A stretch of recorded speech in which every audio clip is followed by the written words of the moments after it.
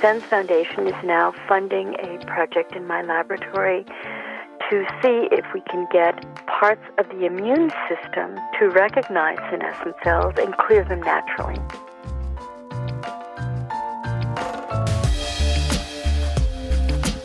humanOS.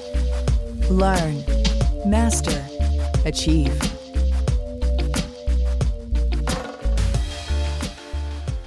Dr. Campisi, thank you so much for joining humanOS Radio.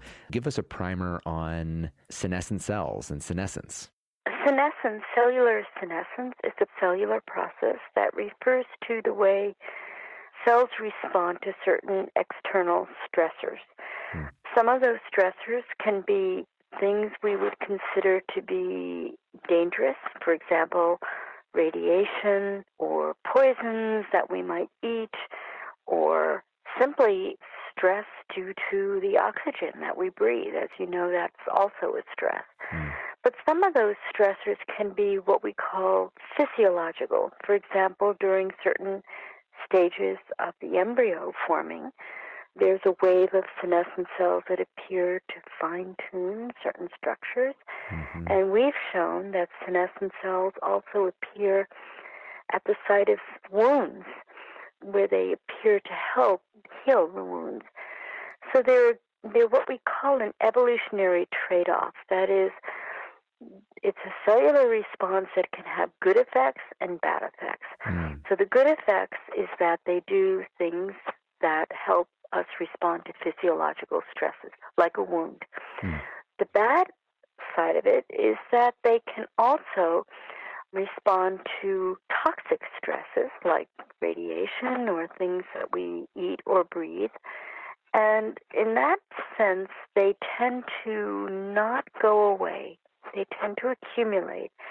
And we know now from many, many models that senescent cells accumulate with age. And we now have good evidence that that accumulation can also help drive certain diseases associated with aging. I see. Okay, so these are detectable during embryonic development. They play an important role in life, but we do see an accumulation or an increase in senescent cells as we age. Is this increase uniform across the body, or do we see certain cells that are vulnerable to developing senescence? Probably all of the above. So this is still at its embryonic stage in terms of our understanding. But yes, there are certainly cell type specific differences and tissue differences. Some tissues seem to accumulate more senescent cells than others, and that can vary from individual to individual. Okay. Does there tend to be an inflection point where we start to see senescent cells rise? And I guess it probably depends on the amount of damage that we put our body under. I'll put that question to you. Yeah, so some studies have been done, for example, looking at lung tissue in smokers versus non-smokers. It's obviously clear that smokers tend to accumulate more senescent cells faster than non-smokers. But in general, for most people, the inflection point is somewhere around the midpoint of our maximum lifespan. So for humans, that's around 50 to 60 years of age. And then these cells tend to accumulate pretty quickly in a number of tissues. So what is then driving the process of cellular senescence at all? During aging, you mean? During smoking, it's obvious because there are toxic chemicals that are made by cigarette smoke. But understanding what it is in normal aging, in, say, a non-severely stressed person, that's a mystery. We still do not know what the major driver that drives cells into senescence during normal aging is. What we do know is that the cells do accumulate. And as they accumulate, they tend to affect neighboring cells, and that's where we think that they are responsible for some of the diseases that we associate with aging. So it's a bit of a vicious cycle. So the accumulation of senescent cells can drive the development of more senescent cells. Well, that's true also. That's the so-called bystander senescence, which is now, I think, pretty well established. But it's interesting because a single senescent cell that arises as a consequence of some kind of external stress can indeed produce molecules that will cause a neighboring cell to become senescent. But that neighboring cell, the so-called bystander senescent cell, probably cannot transmit its senescent state to its neighbors. And that makes sense, because if it were otherwise, you would imagine one single senescent cell would turn your whole body into a pack of senescent cells in a matter of time, because it would just propagate unlimitedly. And that's not what happens. So we know that there's a lot of variability. And even in very, very old people, senescent cells still do not comprise the majority of cells within any given tissue. So what are some of the types of substances that are released, and then what is the net result of that in terms of the microenvironment surrounding the senescent cells? So one of the characteristics of a senescent cell is that it secretes many molecules, probably 100 or more. We really don't know the exact number. And those molecules have various functions. So part of the function is they produce growth factors. That undoubtedly is why senescent cells are beneficial during wound healing. Some of the factors are enzymes called proteases, which chew up proteins, and that may be both good and bad. It can be good during wound healing. You need to chew up proteins in order to remodel the tissue.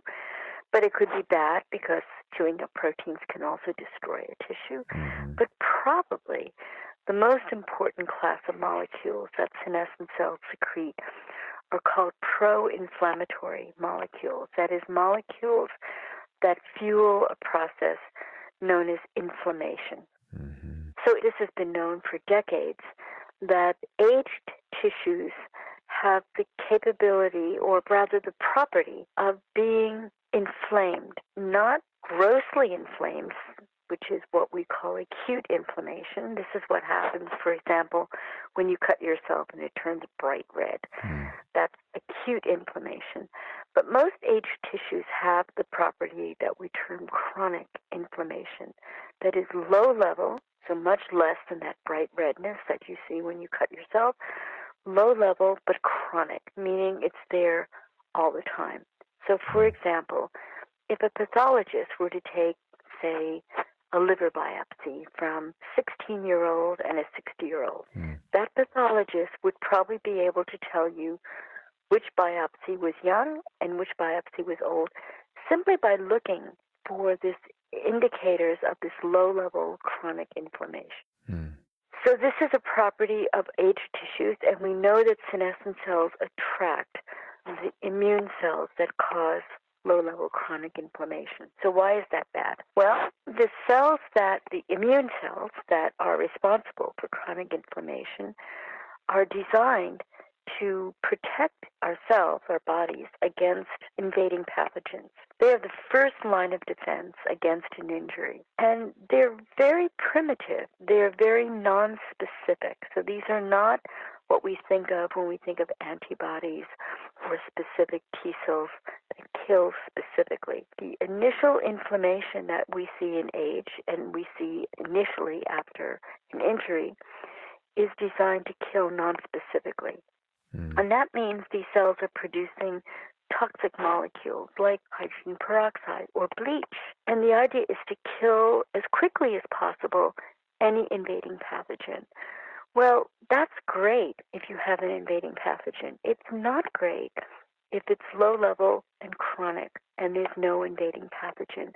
So the type of inflammation we associate with aging is often called sterile inflammation, meaning there's no evidence of an invading pathogen, but yet these innate immune cells are there producing these damaging molecules, and we know senescent cells are part of the reason why they're there.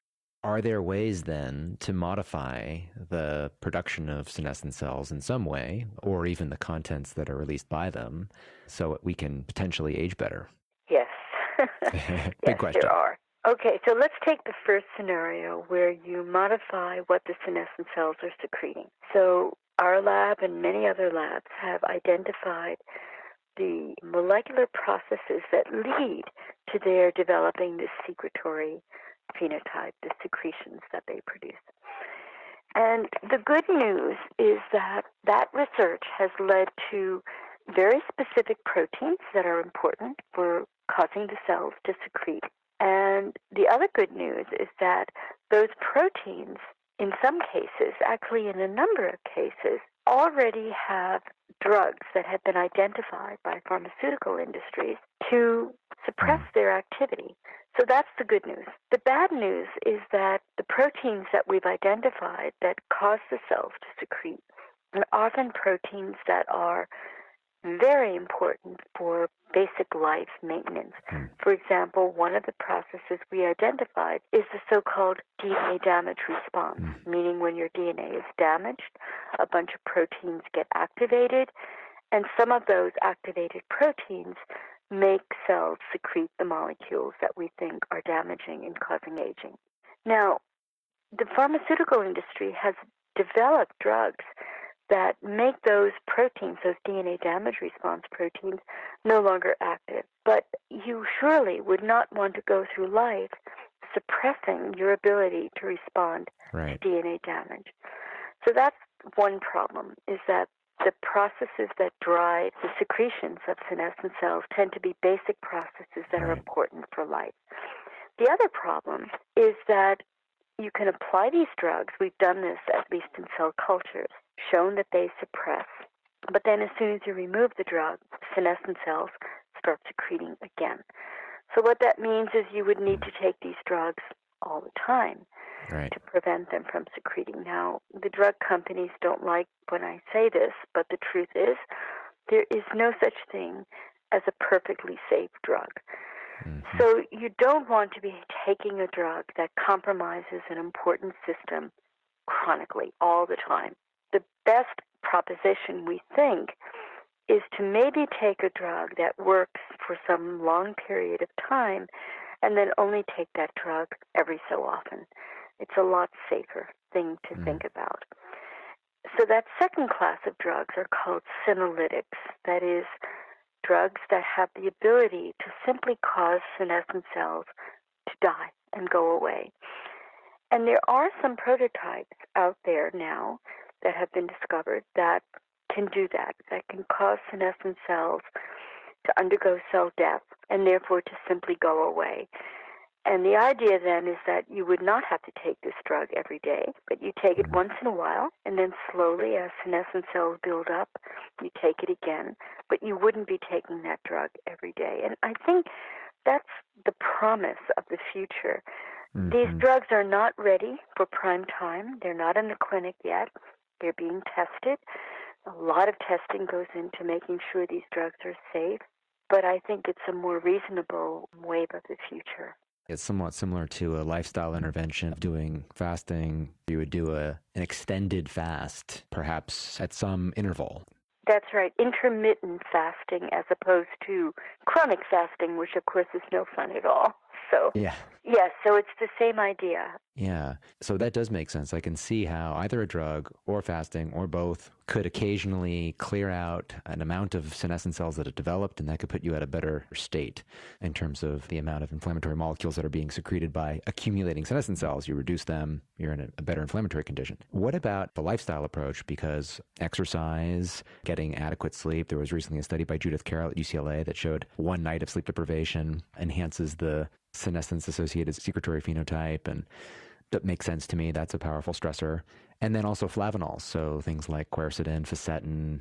I know that you had a study in apigenin. Since those are oftentimes less powerful than pharmaceutical-derived molecules, would the regular consumption of flavanols, for example, do a job at reducing senescent cells? That undoubtedly will help. The complication is that this senescence-associated secretory phenotype is very complex. As I said, it's probably 100 molecules, maybe more. We really don't know. Yeah. So each of those interventions, adequate sleep, things like quercetin or other flavonoids, apigenin, they do suppress some parts of that secretory phenotype. They don't suppress it all. So we simply don't know at this point whether what those compounds do are sufficiently penetrant, meaning they sufficiently suppress enough of the secretory phenotype to be really beneficial long-term for multiple indicators of health as opposed to one or two specific indicators of health. So that's a big unanswered question at the time. And so the safest bet would be to get them to die, the cells to die, so they're not secreting anything. But these are early days. We really have to interrogate those potentially safer, meaning natural product type or a lifestyle intervention type interventions to know how complete they are in what they can do, or whether we really do need a quote-unquote drug that will cause senescent cells to die. It really still needs to be determined. And we probably don't want to be preventing cellular senescence since it has an important role in cancer prevention, so it's really about clearing them. Yes, precisely. I should have mentioned that early on. The whole purpose of this stress response is to prevent cells that are stressed and damaged from undergoing cell division, because those cells then are potential cancer cells. And so it's a very important process for preventing cancer. So you don't want to prevent it. You want them to go ahead and do their little thing and undergo senescence, but then you would like those cells to go away. Are there human trials happening now that are looking at clearing senescent cells in some form? So to my knowledge, there are no human trials yet. They're still in the stage of being tested in multiple animals. This is required by the FDA for good reason, that before you go to humans, you want to make sure that it works in a number of different animal models. So I think some of the tests are at that stage. They're not yet in humans. The hope is that there will be something in humans relatively soon. Some of the estimates are within a year or so. That's exciting. Tell us a little bit more about your collaboration with SENS. I've had Aubrey de Grey on the show in the past, and we've discussed his model of aging, and also your work with Unity Bioscience. I'd love to hear more about those relationships. Yes. So let me start with SENS. So I've been an advisor to SENS for a long time. And the SENS Foundation is now funding a project in my laboratory to see if we can get parts of the immune system to recognize senescent cells and clear them naturally. So that would be ideal, right? Not to have to take a drug at all, but to get your natural body's defenses to clear these cells. It's still a big unknown whether this will work and how it will work, but this is something that the SENS Foundation is funding in my lab, and we're very excited and very grateful to the foundation for the opportunity to explore this somewhat risky arm of a potential intervention that we hope will at least shed light on what we can do about this accumulation of senescent cells with age. Unity Biotechnology is a relatively new company. I'm one of the scientific founders, although I really had very little to do with actually setting up the company. But it has a stellar cast of CEO, president, and medical officers who are steering the company towards developing drugs that will cause senescent cells to die. And again, the idea is not that you would take these drugs all the time, but that you would take them intermittently. And as you know, the FDA has not recognized aging as a disease. So in order to get a drug to be approved for something like eliminating senescent cells, the drug has to be targeted to a specific disease.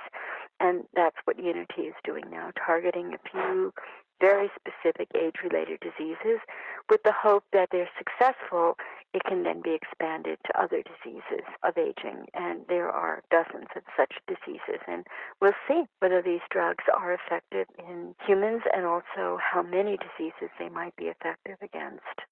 It's such a shame the FDA doesn't recognize aging as a disease, yet it affects so many age-related diseases. Hopefully there's a paradigm shift here. And the National Institute on Aging doesn't require that the FDA recognize aging as a disease in order for it to, NIA, the National Institute on Aging, to fund basic research in aging. What is difficult right now is that the NIA is a relatively underfunded institute within the NIH, despite the fact that many of the other institutes are dealing with diseases that are actually diseases of aging. So there are two infrastructure problems. One is that NIA is relatively underfunded. The other is that the FDA, for the purposes of developing therapies, doesn't recognize aging as a bona fide disease.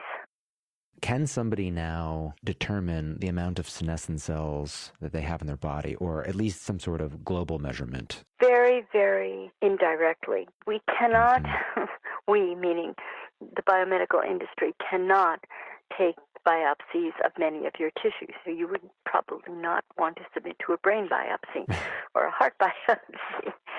So the two biopsies that are feasible in humans are blood, a simple blood sample, or maybe a skin biopsy, a little prick, that removes a little bit of skin cells. And it is possible to determine the burden of senescent cells in blood and skin by some of the biomarkers that we have for senescent cells. That's good in the sense that it gives you a snapshot of those two compartments of your body. But we're not at the point yet of having a very good biomarker that predicts, say, the whole body burden of senescent cells. We're just not there yet. A lot more research needs to be done. If you were to simply track blood or skin and you were to look at the trajectory of senescent markers, that might be an indication of how much you're accumulating over a period of time? It's a very loose correlation. So those studies have been done. That is serial biopsies of people throughout different parts of their age, and also even horizontally, meaning a bunch of people that are young, a bunch of people that are middle-aged, a bunch of people that are old. And you do get a correlation, but there's a lot of individual-to-individual variation, which is, of course, what you might expect, right? We all know 50-year-olds that look like they're 30 and 50-year-olds that look like they're 70. So we don't yet have the means to be very precise in taking one person's skin or blood sample and say, this is your quote-unquote biological age as opposed to your chronological age. We're just not there yet. Do you also see a lot of within-person variability? You do, from tissue to tissue, that's correct. And that's part of the complication, is that not all tissues in not all individuals accumulate senescent cells at the same rate. This is such exciting research because of how far things have come seemingly quickly, and also the fact that there seems to be compounds and strategies that at this point are untested but are promising to affect this. The other thing I should point out that the field is just growing enormously. So I just returned from the 4th International Cell Senescence meeting, which was held in Paris. And the first one had maybe 80 or 90 participants, and this one had nearly 300 participants, and all this occurred in 4 years. So the field is exploding. There's lots of very good labs working on this. It holds promise for at least increasing the health span of humans, if not lifespan. We don't know about lifespan, but certainly health span, meaning living longer, healthier. Dr. Judith Campisi, thank you for your time and your commitment to this field. I'm 43, so I wonder if within my lifetime we'll see therapies that actually modify my health span and potentially my lifespan. And I think the answer might be yes. So I think you have reason to be optimistic. Absolutely. Well, I appreciate your time. We all do. And again, your work. So thank you so much for joining me on humanOS Radio. My pleasure. Thank you. Thanks for listening, and come visit us soon at humanOS.me.